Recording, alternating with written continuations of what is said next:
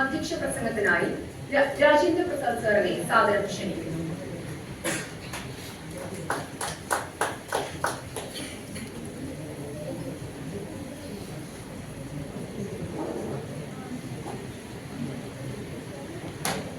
ആദ്യമായി ഒരു ആത്മാർത്ഥമായ ക്ഷമാപണം. ഞങ്ങൾ രണ്ടുപേരും താമസിച്ചു. ഞങ്ങൾ രണ്ടുപേരും കൂടി ഒരു പൊളിറ്റിക്കൽ ഡിസ്കഷനിലായിരുന്നു. എങ്ങും എത്താൻ കഴിയാത്ത ഒരു ഡിസ്കഷൻ ആയതുകൊണ്ട് നീണ്ടു പോയി. അവസാനം ഞങ്ങൾ നിർത്തിവെച്ചിട്ട് നിങ്ങളെ ഒരു ബുദ്ധിമുട്ട് മനസ്സിലാക്കി ഓടിയെത്തുകയായിരുന്നു. മനഃപൂർവ്വമല്ല, സ്വാഭാവികമായി ഇതുപോലുള്ള ഒരു ഫംഗ്ഷനിൽ വന്ന് കാത്തിരിക്കുന്നവരുടെ ബുദ്ധിമുട്ട് മനസ്സിലാകുന്നവരാണ് ഞങ്ങൾ രണ്ടുപേരും. So we are very sorry. ബഹുമാനനായ കൊല്ലത്തിന്റെ പ്രിയങ്കരനായ MP ശ്രീ NK പ്രേമചന്ദ്രൻ അവർ, പുസ്തകം സ്വീകരിക്കാൻ എത്തിയിരിക്കുന്ന പ്രിയപ്പെട്ട സീനിയർ സ്പെഷ്യൽ കറസ്പോണ്ടന്റ് മനോരമയുടെ ശ്രീ ജയചന്ദ്രൻ രംഗത്ത്, ഞാൻ അദ്ദേഹത്തോട് ചോദിച്ചു എപ്പോഴെത്തി, 10 മിനിറ്റേ ആയുള്ളൂ എന്ന് പറഞ്ഞു. അപ്പൊ അദ്ദേഹത്തിന് രാഷ്ട്രീയക്കാരെ അറിയാവുന്നത് കൊണ്ട് കൂടുതൽ ഇവിടെ വന്ന് ഇരിക്കാതെ ഇരുന്നതിൽ വളരെ സന്തോഷം. ഇവിടെ പുസ്തക അവതരണം നടത്തിയ ശ്രീ K. രാജിക്കുട്ടി അവറുകൾ, ശ്രീ M. സുജയ്, എന്റെ പ്രിയപ്പെട്ട സ്നേഹിതൻ, ഗ്രന്ഥകർത്താവ് ശ്രീ ജോർജ് മാത്യൂസ്, സ്വാഗതം ആശംസിച്ച ശ്രീ ബിന്നി സാഗരി, എന്റെ പ്രിയപ്പെട്ട സഹോദരൻ ശ്രീ ഷിബു തുടിയൂർ, അവതാരകയായി ഇവിടെ നമ്മളോട് വർത്തമാനം പറയുന്ന കുമാരി സേറ ബിന്നി, സദസ്സിലെ ബഹുമാന്യരെ, കുട്ടികളെ, സുഹൃത്തുക്കളെ, ഈ ഹർബരയിൽ വന്നതുകൊണ്ട് സത്യത്തിൽ എന്ത് പറയണം എന്ന് മനസ്സിൽ ഇല്ല എന്നുള്ളതാണ് യാഥാർത്ഥ്യം. ഞാൻ ഈ പുസ്തകം ഓടിച്ച് വായിച്ചു. കാശ്മീരിൽ പോയിട്ട് തിരിച്ചു വന്നതുപോലെ ഒരു പ്രതീതി. ഒരു യാത്രാ വിവരണം മനുഷ്യന് മനസ്സിലാകുന്ന ഭാഷയിൽ എങ്ങനെ എഴുതണം എന്നറിയാവുന്ന ആളാണ് ഗ്രന്ഥകർത്താവ് എന്ന് ഈ പുസ്തകത്തിലൂടെ തെളിയിച്ചു. ഞാൻ കാശ്മീരിൽ പോയിട്ടില്ല. ചിലപ്പോൾ എന്റെ മുന്നിൽ ഒരു കാശ്മീർ ഉണ്ട്. അവിടുത്തെ ഓരോ അദ്ദേഹത്തിന്റെ ചലനങ്ങളും, അദ്ദേഹത്തിന്റെ കൂടെ ഉണ്ടായിരുന്ന കൂട്ടുകാരുടെ ചലനങ്ങളും വളരെ ലളിതമായ ഭാഷയിൽ, അതാണ് പല ഗ്രന്ഥങ്ങളും ഞാൻ വായിക്കാറുണ്ട്, നമ്മളെല്ലാം വായിക്കാറുണ്ട്. ചിലതൊക്കെ വായിച്ചാൽ എന്താണെന്ന് നമുക്ക് മനസ്സിലാവില്ല. വളരെ ലളിതമാണ്, കുട്ടികൾക്ക് പോലും വായിക്കാം. ഇതിലേക്ക് അത് ആവിഷ്കരിച്ചിരിക്കുന്നു എന്നുള്ളത് അദ്ദേഹത്തിന്റെ ഒരു കഴിവായി തന്നെ ഞാൻ കാണും. ഒട്ടനവധി ഇൻസ്റ്റൻസസ് എടുത്തു പറയാം. ഞാൻ താമസിച്ച് വന്നിട്ട് ഒരുപാട് വർത്തമാനം പറയുന്നത് ഉചിതമല്ല എന്നുള്ളതുകൊണ്ട് അതിലേക്കൊന്നും പോകും. എന്റെ കർത്താവ് ഒരു ആശുപത്രിയിൽ ഒരു ദിവസം കിടക്കേണ്ടി വന്നതിന്റെ ഒരു വിവരണം, അവിടെ ട്രിപ്പ് ഇടുന്നതും പാരസെറ്റമോൾ ട്രിപ്പ് ഇടുന്നതും പനി കൊണ്ട് കുറയ്ക്കുന്നതും ഒരു ദിവസം മറ്റുള്ളവരുടെ കൂടെ പോകാൻ കഴിയാത്തതിന്റെ ദുഃഖം.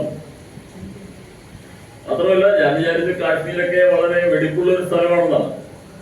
പക്ഷെ അതില് ബാത്റൂമിലേക്ക് പോയ ഒരു വിവരണം അദ്ദേഹം പറയുന്നുണ്ട്. മൂക്ക് പൊത്തിയിട്ട് തിരിച്ചിറങ്ങിയതാണ്. നമ്മുടെ കേരളത്തിലെ ഒരു ഇതൊക്കെ എന്നാ ഞാൻ വിചാരിച്ചിട്ടുണ്ട്. അപ്പൊ നമ്മളെക്കാൾ മോശമായ സ്ഥലങ്ങൾ അവിടെയും ഉണ്ട്. ആശുപത്രിയുടെ തിരക്ക്. ഞാൻ ബ്ലോക്ക് പഞ്ചായത്ത് പ്രസിഡന്റായിരുന്നപ്പോൾ കരുനാഗപ്പള്ളി താലൂക്ക് ആശുപത്രിയുടെ ഒരു ഭരണത്തിലുണ്ടായിരുന്നു. ഞങ്ങളുടെ അണ്ടറിലാണ് ഇപ്പൊ അന്ന് ബ്ലോക്ക് താലൂക്ക് ആശുപത്രി. ആയിരക്കണക്കിന് പേഷ്യൻസ് ആണ്, നിന്ന് തിരിയാനിടവില്ല. ഇവിടെ അദ്ദേഹം വിവരിച്ചിരിക്കുന്നു, ഒന്ന് കിടന്ന് ട്രിപ്പ് എടുക്കാനുള്ള സൗകര്യം അവിടെ ഇല്ല. ഒരു കട്ടിൽ തന്നെ 2 പേര് കിടക്കുന്നു. അപ്പൊ ആശുപത്രിയുടെ വളരെ വ്യക്തമായ ഒരു പിക്ചർ അദ്ദേഹം അതിലൂടെ കാട്ടുന്നു. അവിടെയുണ്ട് പോലീസുകാർ കൈക്കൂലി വാങ്ങിക്കുന്നു എന്നുള്ളത്. എവിടെയാ കടന്നു പോകാൻ വേണ്ടി അവർ കൈക്കൂലി കൂടെ ചെയ്തിരുന്നോ ഇതിൽ പറഞ്ഞിരിക്കും. അപ്പോ നമ്മുടെ എല്ലാ ദൗർബല്യങ്ങളും ഒരുപക്ഷെ അതിനേക്കാൾ ഒരു കൂടിയ നിലയിലോ ഉണ്ട് കാശ്മീരിൽ എന്നാണ്. അതിനിടയിൽ കാശ്മീരിന്റെ സൗന്ദര്യം എന്താണ്? ജീരകപ്പാടങ്ങൾ.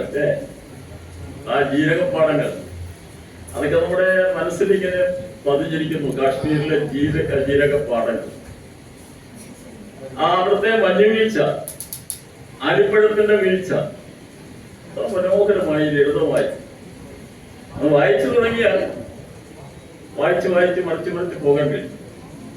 അത്ര ലളിതമായ പുസ്തകം, ഒരു യാത്രാ വിവരണം. ഞാൻ സൂചിപ്പിച്ചല്ലോ, ഇതേ കണ്ടപ്പോ ബഹുമാനനായ MP-ക്ക് കാശ്മീരിനെ പറ്റിയുള്ള ഒരു വിവരണം വായിച്ച് മനസ്സിലാക്കേണ്ട ആവശ്യമില്ല. അദ്ദേഹം എത്രയോ തവണ കാശ്മീരിൽ പോയിട്ടുള്ള. എങ്കിലും ഈ പുസ്തകം വായിക്കുമ്പോൾ അതൊക്കെ ഒന്ന് റീകാക്ട് ചെയ്യാൻ വീണ്ടും മനസ്സിലൂടെ ഒന്ന് കടന്നു പോകും. കാശ്മീർ മനോഹരമായ സ്ഥലമാണ്. ഇപ്പോ എന്റെ മനസ്സിൽ തോന്നുന്നു പോകണമെന്ന്. വയസ്സൊക്കെ ഒത്തിരി ആയതുകൊണ്ട് ഈ പോകുന്നതിന് കുഴപ്പമുണ്ടോ? ഇല്ല. ഇത്രയും വായിച്ചു തീർന്നപ്പോ മനസ്സിലൊരു തോന്നൽ കാശ്മീരിൽ ഒന്ന് പോകണം. ജീവിതത്തിൽ അതൊക്കെയല്ലേ ഉള്ളൂ. നമ്മുടെ ഒരാഴ്ചയേ ഉള്ളൂ മനുഷ്യന്റെ ജീവിതത്തിൽ. അതേ കടന്നു പോകും. അതിനിടയ്ക്ക് ഇതുകൂടെയൊക്കെ ഒന്ന് പോയി കാണുക, ആസ്വദിക്കുക എന്നുള്ളത് മനുഷ്യ സഹജമായ ചിന്തയാണ്. എന്നെ അതിനെ പ്രചോദിപ്പിച്ചത്, പ്രലോഭിപ്പിച്ചതെന്ന് വായിക്കാൻ ഉപയോഗിക്കുന്നില്ല. പ്രചോദിപ്പിച്ചത് അദ്ദേഹത്തിന്റെ ഈ പുസ്തകം ആണ് എന്നുള്ളത് ഞാൻ പോയി കഴിയുമ്പോൾ തീർച്ചയായും പോകാൻ തീരുമാനിക്കുന്നു. പോയി വന്നിട്ട് അദ്ദേഹവുമായി ഞാൻ സന്തോഷം പങ്കിടും എന്ന് ഞാൻ ഈ സന്ദർഭത്തിൽ സൂചിപ്പിച്ചുകൊണ്ട്. വളരെ ചെറുപ്പമാണ് അല്ലേ? കാലം കിടക്കുകയാണ് വളരെ ഉന്നതമായ നിലയിലേക്ക്. അദ്ദേഹത്തിന്റെ എഴുത്ത് ഈ ശൈലി മാറ്റുണ്ടായിരുന്നു. ഈ സാധാരണക്കാർക്ക് വായിച്ച് മനസ്സിലാക്കാൻ കഴിയുന്ന ശൈലി ചിലരെ വലിയ ബോംബാസ്റ്റിക് ശൈലിയിലേക്ക് എഴുതാറുണ്ട്. അതിനേക്കാൾ നല്ലത് ഈ ലളിതമായ ശൈലിയാണ്. അപ്പൊ ഇനിയും ഒരുപാട് പുസ്തകങ്ങൾ എഴുതാൻ കാലഘട്ടത്തിലെ അദ്ദേഹത്തിന് ദീർഘായുസ് ദൈവം തമ്പുരാൻ നൽകട്ടെ. അദ്ദേഹത്തിന്റെ കഴിവ് വർദ്ധിപ്പിക്കാനുള്ള സാഹചര്യം ദൈവം തമ്പുരാൻ നൽകട്ടെ എന്ന് ആത്മാർത്ഥമായി ആശംസിച്ചുകൊണ്ട് പ്രാർത്ഥിച്ചുകൊണ്ട് ഈ പുസ്തക പ്രകാശനം നടത്തുന്നത് ബഹുമാന്യനായ MP ആണ്. അദ്ദേഹത്തിന് വേറൊരു പരിപാടി ക്യാൻസൽ ചെയ്യേണ്ടി വന്നു എന്നാണ് എന്നോട് പറഞ്ഞത്. അവിടെ 5 മണിക്ക് എത്തിയാൽ മതിയെങ്കിൽ പോകാൻ കഴിയുമെങ്കിൽ മന്ത്രി വരുന്ന പരിപാടിക്ക് നോക്കട്ടെ. അദ്ദേഹം കൂടുതൽ വിശദമായി ഈ പുസ്തകത്തെ പറ്റി സംസാരിക്കും. ഞാൻ എന്റെ വർത്തമാനത്തിന് വിരാമം ഇടുന്നു. വളരെ കൃത്യമായ ഒരു ചടങ്ങ്, നല്ല ചടങ്ങ്. ഇത്തിരി ആളുകൾ മതി, വലിയ സദസ്സല്ലല്ലോ എന്ന ചിന്തയൊന്നും വേണ്ട. ഈ കേൾക്കുന്ന ഈ ആരുടെയെങ്കിലും ഒക്കെ മനസ്സിൽ ഇപ്പൊ കാശ്മീരിൽ പോകാനൊരു തോന്നൽ വന്നു കാണും അല്ലേ? നിങ്ങൾ ശ്രമിക്കണം. കൊച്ചുകുട്ടികളാണ് അപ്പുറത്തിരിക്കുന്നത്. ഒരുപാട് കാലമില്ലേ ജീവിക്കാൻ. കാശ്മീരിൽ പോയി കാണും.